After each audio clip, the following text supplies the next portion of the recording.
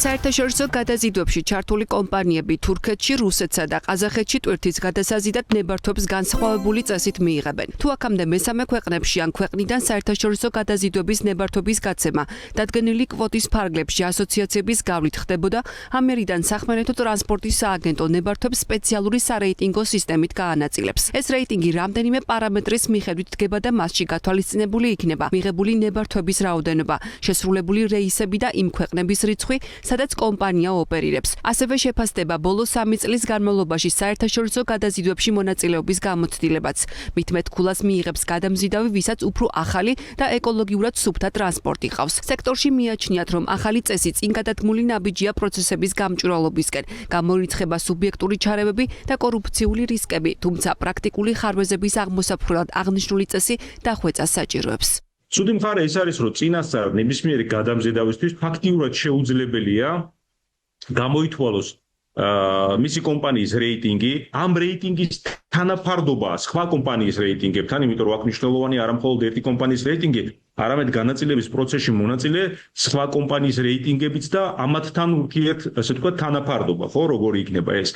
ამიტომ წინასწარ გამოთვლა ამისი ძნელია და შესაბამისად კომპანიას წინასწარ არა აქვს საშუალება გამოითვალოს ამა თუ იმ გაცემის პერიოდში რა რაოდენობის ნებართვას მიიღებს და ამის მიხედვით დაგეგმოს შემდეგ თავისი ასე ვთქვათ საქმიანობის პროცესი. წინათ შესაძლებელი იყო ეგეთი ცვლილება, რომ მაგალითად ერთ-ერთი ავტომანქანის სანომრე რეგისტრაციის ნიშანი, რაღაც ჩანაცვლებული იყო დაუშვათ მეორეთი, გადამზიდავს გამოეყენებინა მისთვის კუთვნილი ნებართვა თავისი ავტოპარკის ნებისმიერ ავტომანქანაზე. ეხლა ამის საშუალება არ არის, რაც ხშირ შემთხვევაში პრაქტიკულ უხერხულობებს იწვევს. ნებართვების გაცემის წესში ცვლილებებს პოზიტიურად აფასებს კიდევ ერთი დარგობრივი ასოციაცია. საქართველოს საერთაშორისო საავტომობილო გადამზიდავთა ასოციაციის პრეზიდენტი ამბობს, რომ რეიტინგის მიხედვით ნებართვების განაწილება ყველაზე სამართლიან მიდგომად ითვლება და ყველა გადამზიდავს თანაბარ პირობებში აძლევს შესაძლებლობას დადგენილი კვოტის ფარგლებში გადაზიდვის ნებართვა მოიპოვოს. ამ წესის შეცვლას საფუძვლად დაედო არა მარტო ზოგიერთის მოთხოვნა, იყო ესეთი იურიდიული და ფიზიკური პირების, რომელსაც არამედ ასევე აუდიტის დასკვნა, სადაც ცალსახად იყო გაწერილი, რომ ეს წესი, ასე ვთქვათ, ბარიერს უფინდა იმ კომპანიებს ან იმ ინდმეწარმეებს, რომლებიც არ იყვნენ გაწევრიანებული არც ერთ ასოციაციაში. მაქსიმალურად სამართლიანი რაც შეიძლება იყოს სწორედ ეს რეიტინგული, რამდენადაც ეგრეთ წოდებული ECMT-ის ნებართვები, ანუ ევროპის ტრანსპორტის მინისტრთა კონფერენციის ნებართვები, რომელიც მაქსიმალურად ყველაზე ელიტარული ნებართვებია და ძალიან ხელსაყრელია გადამზიდავებისათვის,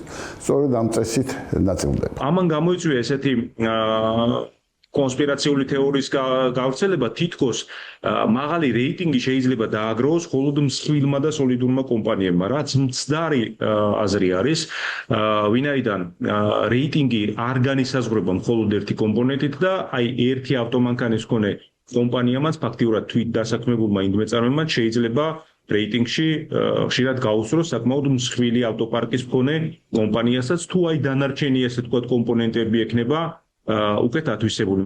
მესამე ქვეყნიდან და ქვეყანაში გადაზიდვისთვის ნებართვის გაცემის წესში ცვლილებებს პოზიტიურად აფასებს სექტორის წარმომადგენლების ნაწილი. ზურაბ კვარაცხელიას მიაჩნია, რომ ეს სექტორში პროცესებს მნიშვნელოვნად გააჯანსაღებს და საერთაშორისო გადაზიდვებში მხოლოდ მაღალი პასუხისმგებლობის და რეპუტაციის მქონე გადამზიდავების ჩართულობას უზრუნველყოფს. პირდაპირ მნიშვნელობით ეს არის აი ევროპული სტანდარტების მორგებასთან მიბმული, რაზეც ჩვენ და ამ სივრცეს ხშირად აქვს ხოლმე პრეტენზია. ეკოლოგიასთან დაკავშირებით, მესმის რომ ახალი მანქანები გარკვეულ ხარჯებთან არის დაკავშირებული, მაგრამ აი ეს პასუხისმგებლობის საკითხი, რაზეც აი ერთმნიშვნელოვნად არის იქ საუბარი, გამოცდილება ხარისხთან არის პირდაპირ კავშირში. ადამიანი ან კომპანია, რომელიც დაარღვევს კონკრეტულ წესებს, რაც სამწუხაროდ ხშირად მომხდარა გამოცდილებიდან გამომდინარე, აღარ უნდა ეკომდებარებოდეს განხილვას მისი ამ პროცესში ჩაბმისა. იმიტომ რომ ამით ძალიან ბევრი საქმე ფუჭდება, კარგავთ პოტენციურ კლიენტებს. ნებართვების გაცემის ახალი წესის მიხედვით, თუ ორ გადამზიდავს თანაბარი სარეიტინგო ქულა აღმოაჩნდება, უპირატესობა მიენიჭება იმას, ვისაც მეტი ავტომობილი ჰყავს, მეტი ნებართვა აქვს გამოყენებული, ან ვისაც ბოლო 12 თვის განმავლობაში დარღვევა არ უფიქსირდება. რეიტინგზე აისახება გადამზიდავის დარღვევაც, რაც შესაბამისად ნებართვების მიღებაზე იმოქმედებს.